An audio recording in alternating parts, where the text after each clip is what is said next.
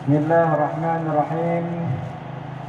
Assalamualaikum warahmatullahi wabarakatuh. Waalaikumsalam warahmatullahi wabarakatuh. Alhamdulillah.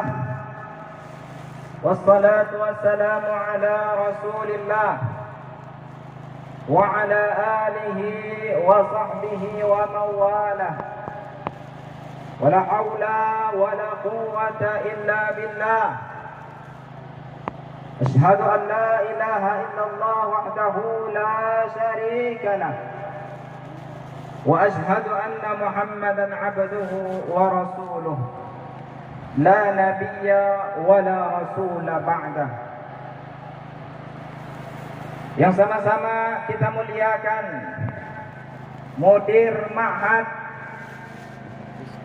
Tahfiz Fahimul Quran Al-Mukarram Al-Ustaz Buya Hermanto SIMA, insyaallah ya. Beliau sebagaimana disampaikan tadi merupakan senior saya ketika dulu di Pondok Pesantren Al-Munawwarah Sungai Misang. Juga merupakan favorit saya lah begitu ya. Jadi di pesantren dulu memang senang ya, hobi ya, ngefans dengan senior itu, dengan abang itu. Salah satunya termasuk beliau Ustadz Hermanto ini, Masya Allah ya. Sekarang berjumpa lagi ya, malah menyaksikan betul kesuksesan beliau di Pondok Tahfiz Fahimul Quran ini. Selanjutnya yang sama-sama kita hormati Bapak Kepala Kantor Kementerian Agama Kabupaten Merangin, yang terhormat Bapak Dr. Anus Haji Marwan Hasan. Selanjutnya segenap ustaz wal ustazat, para majelis guru Pondok Pesantren Tahfiz Fahimul Quran yang dimuliakan oleh Allah Subhanahu wa taala. Bapak Ibu hadirin tamu undangan yang berbahagia, yang juga saya hormati, segenap santri dan santriwati, wabil khusus kepada wisudawan juga wisudawati yang hari ini 25 Mei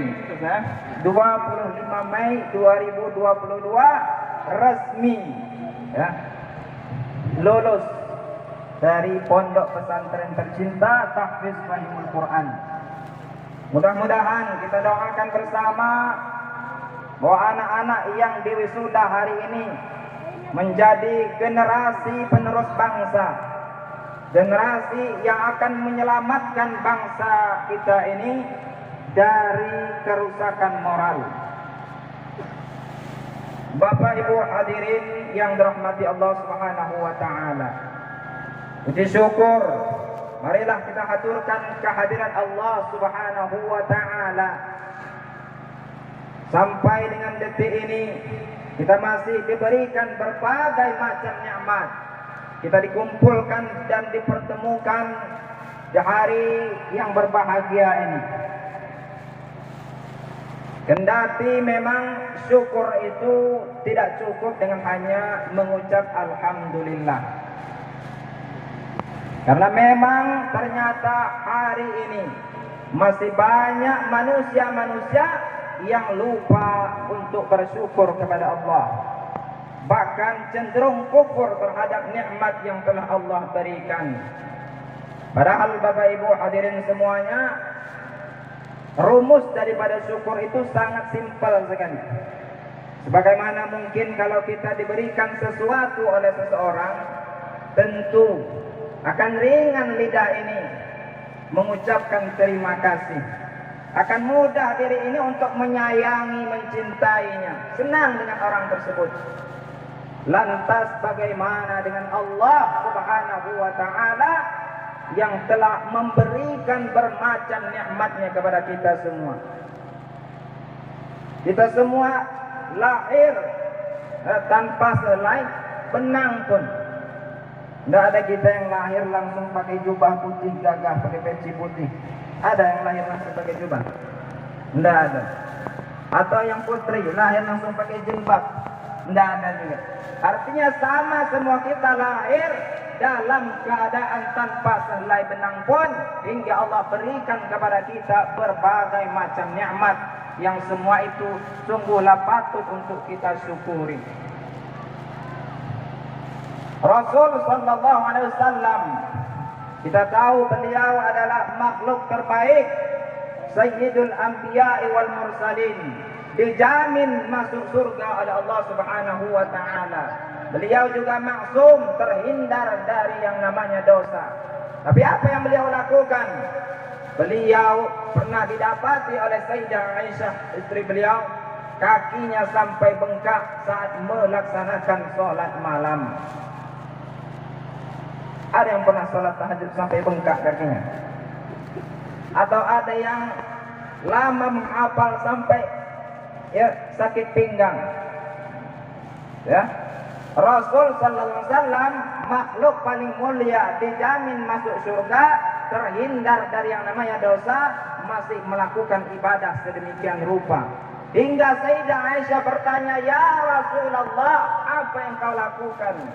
Kau sudah dijamin masuk surga, tapi masih sedemikian kau beribadah kepada Allah."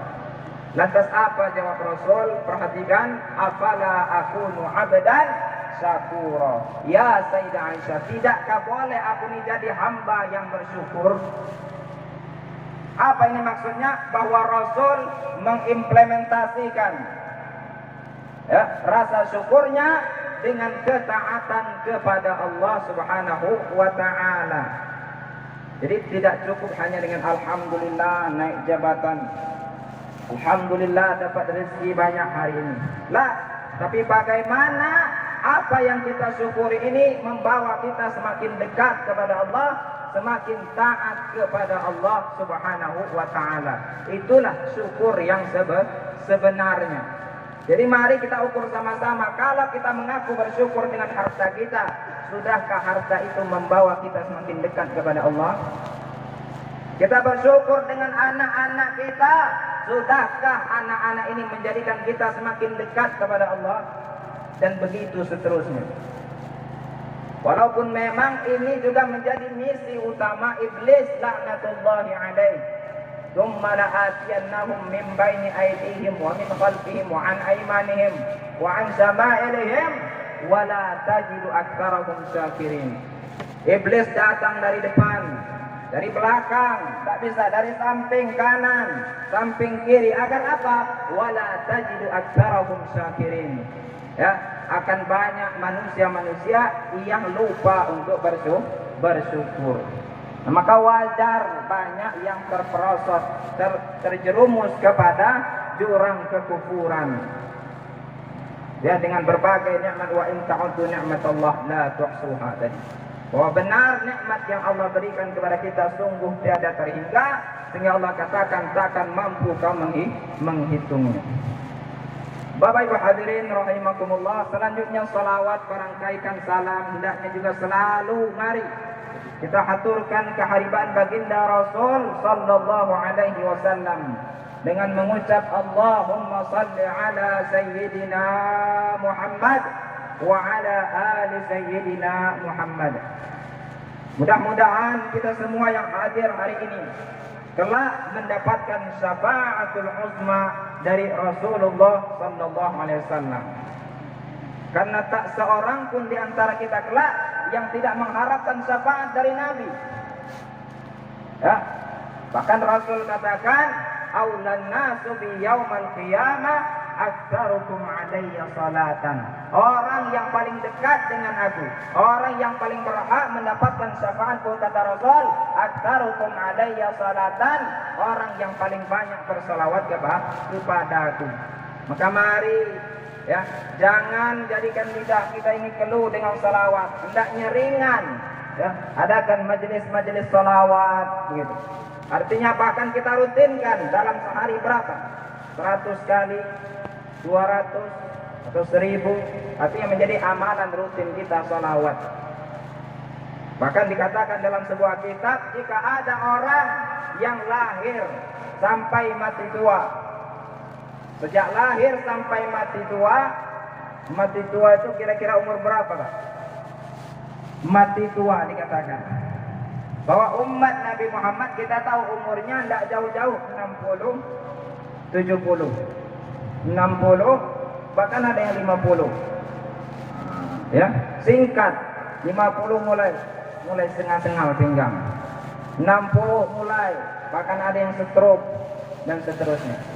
Singkat, apa ada umat yang dia sejak lahir sampai mati tua, atau kita katakan 100 tahun dia selalu ibadah kepada Allah, di akhirat kelak masih merasa kurang dengan amalan-amalannya tersebut. Toh apalah lagi kita yang maaf-maaf mungkin sholatnya masih bolong, maaf-maaf yang mungkin baca Qur'annya masih mud-mudan, hari ini baca besok enggak, hari ini baca bulan depan lagi dan seterusnya. Nah tentulah syafaat dari Rasulullah Sallallahu Alaihi Wasallam sangat kita harapkan kelaknya. Berbondong-bondong kita memohon. Maka mari ya, kita senantiasakan salawat kepada Rasulullah Sallallahu Alaihi Wasallam. Bapak Ibu hadirin rahimakumullah, santri dan santriwati yang kami banggakan. Ya, kesempatan yang mulia ini sebenarnya hari sudah sangat siang. Nah, walaupun cuacanya masih mendung, tapi kalau kita lihat di jam kita masing-masing ini kita sudah jauh melangkah. Nah, saking jauhnya sudah sampai di Kampung Tengah. Sudah ramai Kampung Tengah. Coba cek masing-masing. Nah, saking jauhnya kita melangkah aja. Nah, maka yang pertama yang disampaikan, sebagaimana kita bertemu hari ini di dunia, mudah-mudahan kelak kita juga akan bertemu di surganya Allah Subhanahu wa ta'ala. Amin. Allahumma amin. Wa Rasul katakan, man qala la ilaha illallah Muhammadur Rasulullah dakhalal jannah. Barang siapa yang mengucapkan asyhadu an la ilaha illallah Muhammadur Rasulullah, maka dia punya tiket masuk surga. Walaupun itu sebenarnya tiket terakhir. Ya, paling terakhir. Itulah maka dalam Quran disebutkan wala tamutunna illa wa antum muslimun. Jangan sampai mati. Jadi kadang kalau kita terjemahkan maut itu mati seolah kasar. Padahal memang mata yamutu dalam bahasa Arab itu mati artinya. Nah, ya. Jadi janganlah kalian mati kecuali dalam keadaan Islam. Kenapa? Inilah tiket terakhir. Nantilah dulu yang lain-lain. Kalau kita mati tidak dalam beragama Islam, alamat kita jelas ke sudut kiri dicampakkan. Tidak ada pilihan lain, imma surga, imma neraka. Kalau tiket surga, tiket terakhir pun kita tidak dapat, maka sudah pasti masuk ke. Nah, cuman lah menyebutnya? Nyebutnya tapi malas, saking tidak mau masuk ke situ. Nah, dia wal a'yadu billah. Jadi betul, ya. Maka kita harus percaya bahwa kita kelak akan berjumpa lagi di surganya Allah Subhanahu wa ta'ala, karena yang menyatakan ini bukan saya, yang mengatakan ini bukan ustaz, tapi yang mengatakan ialah la yantiqu 'anil hawa in huwa illa wahyu yuha. Rasul yang beliau apabila mengucapkan bukan dari keinginan pribadi, bukan dari hawa nafsunya, tapi semua yang beliau sampaikan, hadis-hadis beliau ialah in huwa illa wahyu yuha, semuanya wahyu dari Allah Subhanahu wa ta'ala. Maka kita percaya bahwa kita yang hari ini telah mengucapkan asyhadu an la ilaha illallah wa anna Muhammadar Rasulullah kelak akan berjumpa lagi di surga. Walaupun tergantung nanti masuknya. Ada yang cepat, ada yang lambat, ya. Tapi insyaallah semua nanti saya yang sambut. Ayo masuk. Ya. Tapi di dalam sudah ada mudir ma'ham, kita menunggu dalam surga. Amin. Allahumma amin ya rabbal alamin. Nah itu. Bapak Ibu hadirin rahimakumullah. Selanjutnya tentu yang ingin saya sampaikan lagi terkait rasa syukur kita tadi. Bahwa benar kalau dikatakan nasihat sudah 1, 2, 3 banyak nasihat yang sudah kita dengar hari ini. Mulai dari pimpinan kita sampai ke Bapak Kemenak, sampai kemudian nasihat dari Bapak perwakilan wali santri, kemudian juga ya kata-kata perpisahan, semuanya isinya nasihat. Maka saya ingin sampaikan bahwa mari kita syukuri bahwa kita hidup di lingkungan pesantren. Bahwa kita mungkin yang lebih tahu bagaimana kehidupan di luar sana. Ya, yang sebagaimana disampaikan Pak Kepala, betul adanya bahwa pergaulan di luar sana sangat-sangat rusak. Ya, maka bersyukur, beruntunglah kita yang hidup di lingkungan pesantren. Maka mulai hari ini jangan pernah malu lagi, jangan pernah ragu lagi untuk memasukkan, menyekolahkan anaknya ke pondok pesantren. Bapak-bapak, ibu-ibu yang hari ini anaknya ada di pesantren, coba hitung, di rumah ada punya berapa anak, Pak? Ada yang 10 anak? 9? Ibu-ibu berapa anak di rumah, Bu? Atau ada yang lupa berapa anak saya? Ya, dihitung, jangan dipilih-pilih, semua boyong ke pesantren. Jangan ragu-ragu, langsung daftarkan ke panitia, ada panitia. Nah, ya.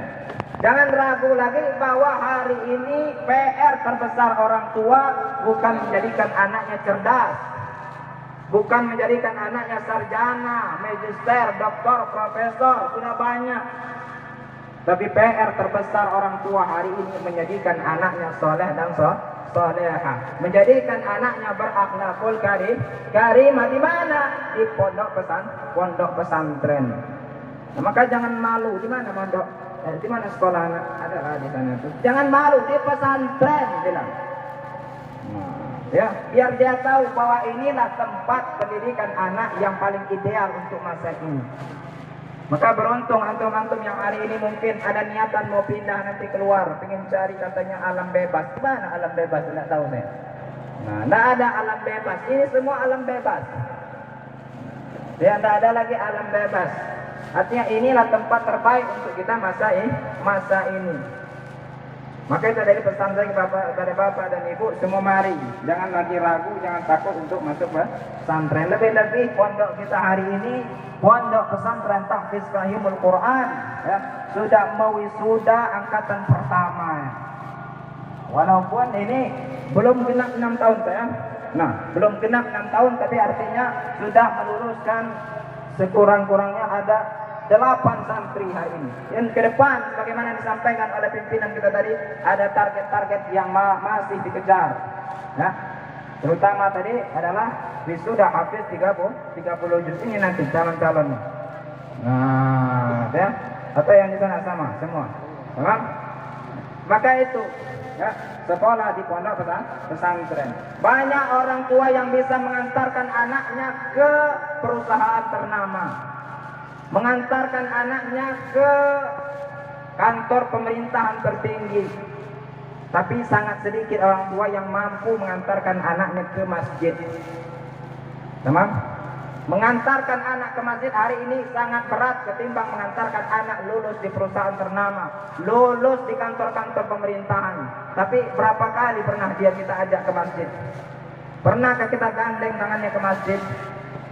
Tapi di pondok pesantren ini, mulai dia bangun tidur sampai tidur lagi, agendanya sudah jelas. Bangun tidur, tidur lagi, mana ya? Bangun tidur artinya semua jelas, ya. Bangun tidur, apa? Salat tahajud, baca Quran, menghafal, sholat subuh dan seterusnya, lengkap. Ya, alur kegiatannya dari tidur, bangun tidur sampai tidur lagi sudah jelas. Inilah yang tidak mampu dilakukan orang tua di rumah. Jangan malu, tidak mampu kita di rumah. Apalagi yang bapaknya super sibuk, ibunya pun sibuk-sibuk. Nah, dia jangankan mengontrol anak 24 jam. Ayo sholat, ayo ngaji, ayo, dan sudah siap. Maka inilah tempatnya di pondok pesantren. Nah, ya. Jadi itu pesan pertama. Ya, kemudian kepada anak-anak kita, ya, yang diwisuda hari ini. Yang pertama, jangan lepaskan identitas santrimu itu, nak. Ya, atau adik lah. Kita seumuran, kita juga sama wisuda ya lah. Sama wajunya. Nanti saya juga diwisuda sana. Ya. Jadi itu, jangan lepaskan identitas santri. Santri itu sampai mati, bukan habis ini tidak santri lagi tidak. Apa identitas santri? Ya, identitas santri itu berakhlakul karimah. Nah, jangan dilepas itu. Nampakkan ciri khas kita seorang santri dengan orang-orang di luar sana. Jangan kita malah terpengaruh, malah kita ikut-ikutan, atau makan kita yang jadi provokator. Ayo demo, ayo balap liar, jangan. Tapi tampakkan identitas santri kita ialah akhlakul karimah, dan yang kedua salat berjamaah. Alhamdulillah selama di pesantren subuh, zuhur, asar, maghrib, isya semua salat berjamaah di masjid. Alhamdulillah setiap masjidnya sudah megah hari ini. Saya sudah beberapa kali berkunjung sini, silaturahim ke sini. Alhamdulillah terus ada peningkatan ya, guna menjamin ya fasilitas untuk santri dan santriwati. Maka Bapak Ibu jangan ragu, jangan khawatir. Ya, pesantren terus akan memberikan yang terbaik kepada kita, khusus kepada santri-santri kita. Nah, maka itu jaga sholat berjamaah. Kalau memang pulang kampung nanti ternyata musolanya sudah bersawang atau apa bahasanya, sudah berdebu, tidak pernah dibuka, kita yang buka. Ya, waktu masuk sholat azan di situ. Sehingga warga kaget, musola yang selama ini ditinggalkan hidup kembali apa? Dengan pulangnya santri dan santriwati dari pondok tahfiz fahimul Quran. Masyaallah. Ya, jaga itu identitas santri itu sampai mati. Yang kedua, teruslah menjadi pribadi-pribadi talibul ilmi, penuntut ilmu. Jangan merasa puas dengan yang ada. Tadi disampaikan oleh pimpinan kita, jangan merasa puas. Ya, jangan merasa puas dengan yang ada, tapi terus kejar. Yang hari ini sudah 30, kejar 31, 32 atau berapa. Intinya jangan puas, terus ya mengkaji ulumul Quran, ilmu hadis. Ya, kita jangan pernah stagnan, jangan berhenti di sini. Teruslah. Kalau tilmizun, betul kita tidak siswa lagi, kita tidak pelajar lagi, tapi talibul ilmi sampai mati.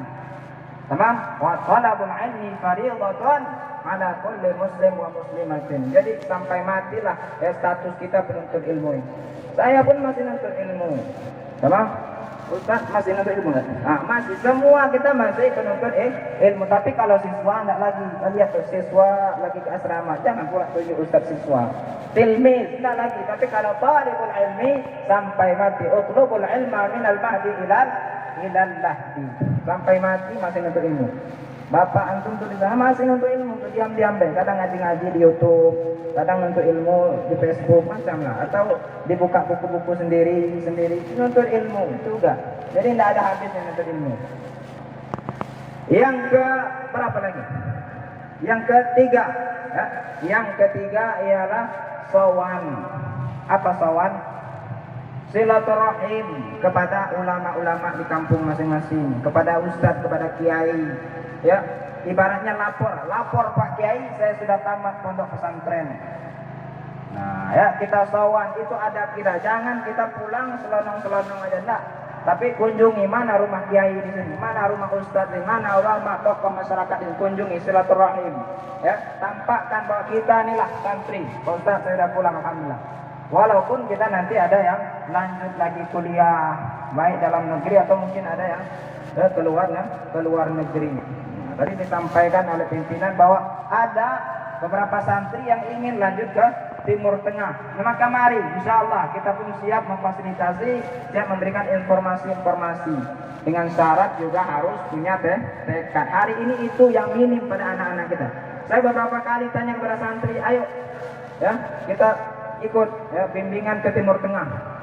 Ustaz, apa jawabnya? Kami ini manalah anak ke Timur Tengah dengan kemampuan seperti ini. Itu ya, itu mental anak sekarang, sehingga jangankan ikut ya, jangankan mau lulus tes, ikut tes aja mereka tidak berani.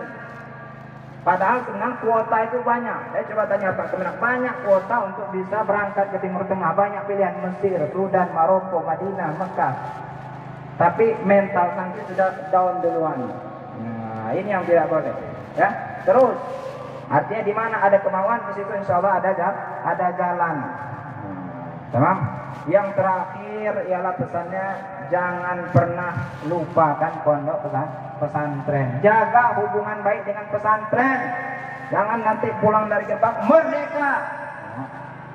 Dendam ya. Merdeka, aku tidak bisa lagi dihukum ya, aku sudah tamat, bye-bye. Tidak, ya. Bukan seperti itu. Tapi bagaimana sepulangnya kita dari pesantren tetap komunikasi baik secara online ataupun datang langsung ke sini. Hari baik, bulan baik, kunjung ke sini. Ya, silaturahim dengan pimpinan, dengan para ustaz, para ustazah. Jangan lupakan hubungan baik dengan pesantren.